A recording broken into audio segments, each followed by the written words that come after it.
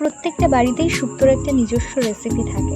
আজকে আমি নিজের মতন করে একটু বানাচ্ছি। তার জন্য প্রথমে নিয়ে নিয়েছি বড়ি, উচ্ছে, আলু, ডাঁটা, ঝিঙে, বেগুন, কাঁচকলা, পেঁপে, একটুখানি দুধ আর একটুখানি সর্ষে পোস্ত বাটা, তার সাথে আদা বাটা রয়েছে।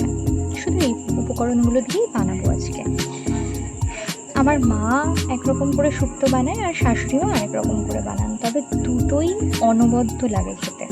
দুটো দু রকম লাগে, খুব ভালো লাগে। আজকে আমি যেটা বানাচ্ছি সেটা দুটোকেই মার্জ করে নিজেই ক্রিয়েটিভ একটা কিছু বানাতে চলেছি। বড়িগুলো ভেজে নিলাম। ভেজে নেওয়ার পর আমি একে একে আলু, পেঁপে, ডাঁটা, বেগুন এগুলোকে না সব আলাদা আলাদা করে ভেজে নেব। একসাথে ভাজতে গেলে কোনটাকে কতটা ভাজবো এটা বুঝতে একটু অসুবিধা হয়। তাই জন্য একে একে সব নিজেদের টেক্সচার বজায় রেখে যতটুকু ভাজা দরকার সেটুকু ভেজে নিয়ে তুলে রেখে দিলাম। দেন তারপরে এবার ফোড়নের প্রসেসটা স্টার্ট করব। আমি না একটু ডাঁটাটাও ভেজে নিই, কারণ অনেকে ভাজে না, আমার আবার না ভাজলে মনে হয় যে একটু জল মানে পানসে পানসে লাগছে আর কি, জল জল লাগছে।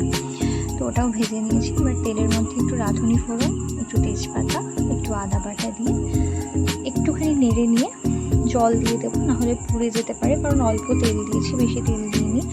তার সাথে একটু নুন দিলাম, চিনি দিলাম এবং লাস্টে যে এই যে সর্ষে পোস্ত বাটার মিশ্রণটা রয়েছে সেটা দিয়ে একটুখানি নেড়ে কষিয়ে নেব।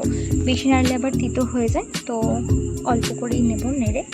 এবার সবজিগুলো সমস্তটা দিয়ে একটু নাড়াচাড়া করে জল দিয়ে দিলাম, যাতে ফ্লেভারটা পুরোটা সবজির মধ্যে অ্যাডজাস্ট হয়ে যায়।